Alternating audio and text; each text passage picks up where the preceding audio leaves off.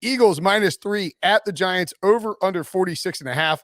The Giants, of course, on Monday Night Football looked absolutely horrendous. The Bucs snuffed them out, and it really should have been a bigger beatdown than it was. The Giants scored just 10 points, and on Tuesday afternoon, parted ways, relieved Jason Garrett of his duties. Look, I actually don't like the fact that they relieved Jason Garrett of his duties, because I would have preferred Philadelphia, who is now -3.5 at New York, be able to go up against the Giants, with Jason Garrett calling the plays and running Saquon Barkley into the middle of the line over and over again until he just changed his mind, decided to run Devontae Booker into the middle of the line. Regardless, though, I still like the Eagles here. We've seen Jalen Hurts. They are running the football. I mean, this guy is a dual threat runner. Debo called him one of the 10 greatest running quarterbacks in the history of professional football. We were aghast at the statement and then looked it up, and he might not be wrong just in terms of early production, his ability as a runner. They're getting healthier on the offensive line, and they're healthy on the defensive line. They are running the football with alacrity, and I think this is a bad setup for the New York Football Giants at home, coming off that short week, ugly loss where they got beat up by the Bucs. Did Debo make that statement before or after he saw that Tom Brady run on Monday night? Oh man, what a run that was! It was the Giselle Gazelle got loose, man. I put Brady number 9 and Hurts probably number 10 at this point.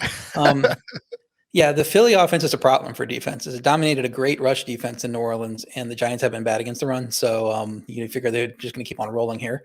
The Giants offense is getting healthier, but it's not translating to positives on the field. I agree with you that it can improve with no Garrett. I think he was an issue. We have I have a best bet. You have a best bet. Eagles -3. People are going to be listening to this. The line's probably going to be higher than that. I wouldn't play it if it was higher than 3. And if it gets to a point where the Giants are +4.5, I mean, I might look to play the Giants the other way, thinking that they're going to be better offensively with somebody else calling those shots. And for a 4.5-point divisional game on the road, either Philly is really good or the Giants are really bad. Either one of those seem possible. But I think it might be a little bit of recency bias, and they're a little bit closer than the market is thinking, especially if Darius Slay is dealing with a concussion. If he can't play, it'll be easier for the Giants receivers to have success. So I would think this be a little bit closer of a game. But at 3, I think Eagles win by 3 or 4 or maybe a little bit more. But we might see a little bit of fight out of the Giants now that they're switching offensive coordinators. We put these picks in before the Garrett news happened. So I'm going with 3 for now, but I don't love it. I'm probably not going to play it on Sportsline. And if it gets a little higher, I might think about playing the Giants. So just looking back to the 2018 Cleveland Browns, trying to remember when Todd Haley was fired. Was it I'm trying to think of when Freddie Kitchens took over exactly. Let's see, Todd Haley. I forgot that Todd Haley was fired by the Browns. God, that 2018 Browns team was incredible. So it looks like he was fired on he's fired on October 29th. So that he's fired after they lost to the Steelers and they fell to 2-5-1. They scored 21 points against the Chiefs the next week, 28 points in a win against the Falcons. The following week after that, then their bye. Then they scored 13 points against the Texans. That doesn't seem real. 26, 17, 26, 24. So better with Freddie Kitchens, who we believe will be the offensive coordinator in New York for the Giants. I think he's the only guy with offensive play calling experience on that team. And while this podcast will certainly have quite a few chuckles about the Giants going from Jason Garrett to Freddie Outhouse, you can make the case that Kitchens is actually an upgrade for this team. The rushing offense, I don't know. I'm just looking at the passing numbers. There's nothing really consistent about what this team did from an offensive standpoint once he took over. But I would think he'll be more creative about moving receivers around. In particular, we saw him really move around Jarvis Landry when he took over. And I would guess that he sort of tries to do that with Kadarius Toney, who is one of the twitchiest guys in the league right now. Does Freddie Kitchens concern you at all with the Eagles' best bet?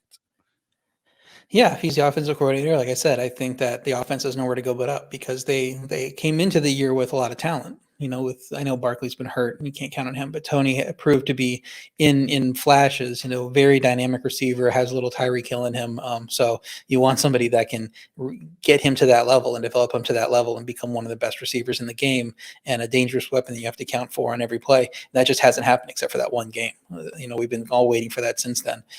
So you get Garrett out of there, get somebody who has a chance of maximizing that, because I don't think you can do worse than Garrett right now, which is going to make it all the worse if the Bears, who apparently aren't firing Matt Nagy, according to Matt Nagy as of Tuesday, the people on Thursday or Friday listening might be like, well, I guess Matt Nagy was wrong because he's fired at this point.